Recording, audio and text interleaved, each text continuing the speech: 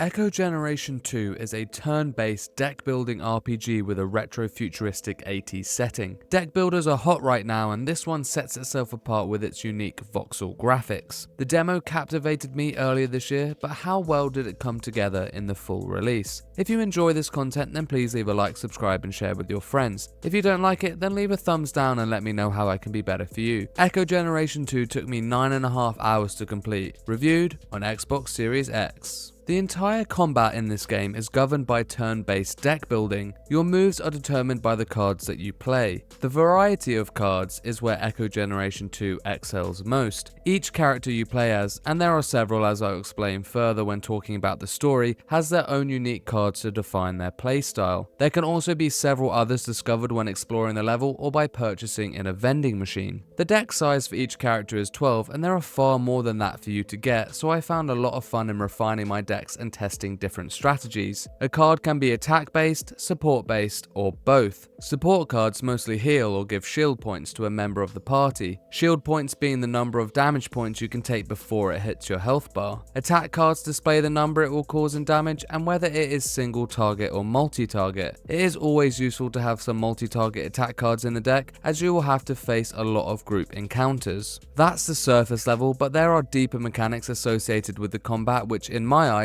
make it into the great experience I had. Firstly, cards can cause status effects to debilitate your enemy. For example, this could be poison to take additional damage each turn, or stun to make them miss their next turn. Some of these effects become really mechanically interesting and bounce off each other for those looking to get in their Duffy. Secondly, some attacks could be piercing, which would ignore an enemy's shield and damage their health directly. Third, some cards are both attack and support, like a card that deals damage while simultaneously giving you shield points. And lastly is the stance system. Some elite enemies and all bosses will have a series of coloured symbols above their health bar. This is their stance. Each card in your deck has a coloured symbol printed on the front and can be used to break an enemy's stance. This is permanent and will remain broken for the whole fight, resulting in you causing more damage. It's not a difficult system to understand, but it does force your hand into using cards you might not have wanted to use and therefore throwing a spanner at your strategy. Defensively, you can time a button input to do a perfect block to reduce damage taken, but there isn't much more to it than that. All in all, I thought the combat was excellent, engaging, and mechanically sound. Defeating enemies will earn you XP and money. The money, as I mentioned, can be spent on buying other cards at certain vendors, but the XP can be used to level up through an RPG skill tree. Each of the playable characters has their own skill tree, and the unlockable skills are pretty basic upgrades. We're talking attack increases, defense increases, and the most important skill, increased cards played per turn. Some of the combat encounters get tough, especially end of chapter bosses, so these skill upgrades are essential. The only problem is that the levels are so linear, there isn't much exploration to do, so if you want to grind, you'll just end up fighting the same enemies over and over again. The bosses are definitely difficult and feel like a surmountable challenge that is worthy to end the chapter. They allow for the coalescing of the strategic deck building and enjoyable stance breaking to be experienced for a longer period than standard fights and test your understanding of them more.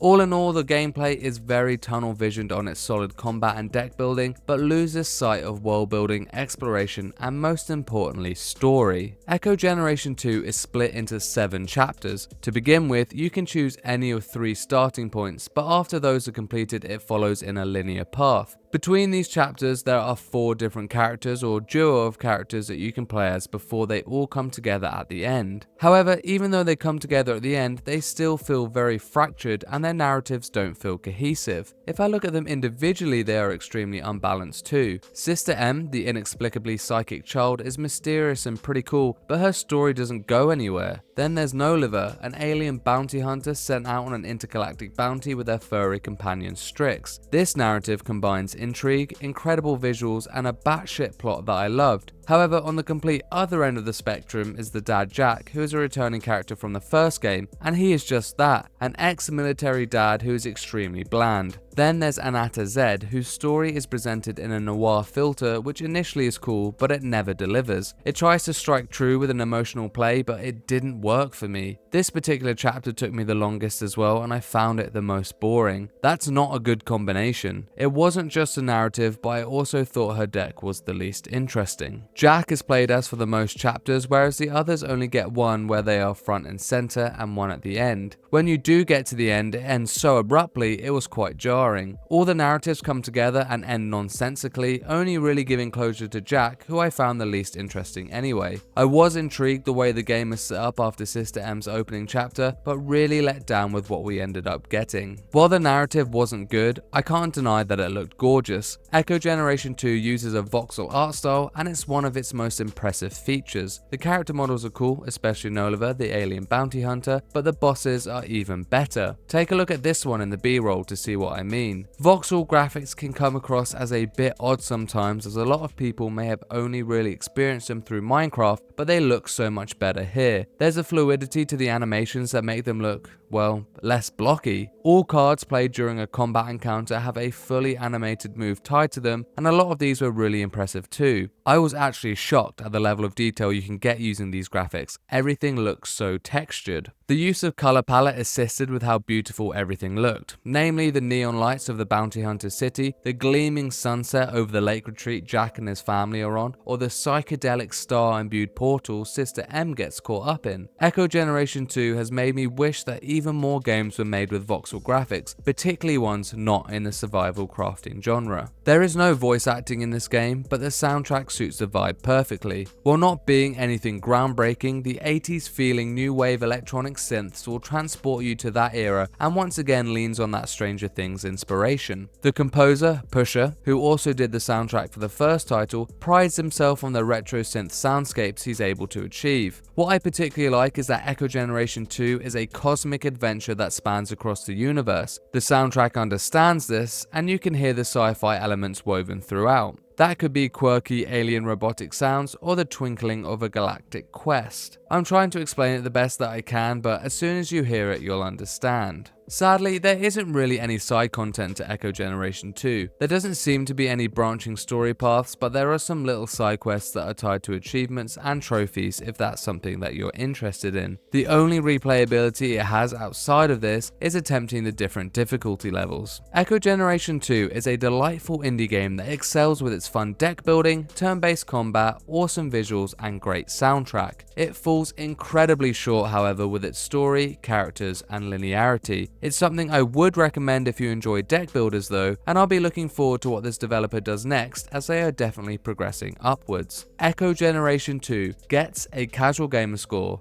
of 6.5 out of 10. Check my channel for my recent reviews of Saros and Aphelion, and also check out my best games of July video to see all the biggest upcoming titles this month. If you weren't tuned in to this summer showcase season, then check out my videos of the 4 major presentations highlighting everything you need to know. If you enjoyed this content, then please leave a like, subscribe, and share with your friends. If you don't like it, then leave a thumbs down and I'll try to be better next time. Let me know in the comments below if you'll be picking up Echo Generation 2, and for everything else, casual gamer, keep it here. Peace and love.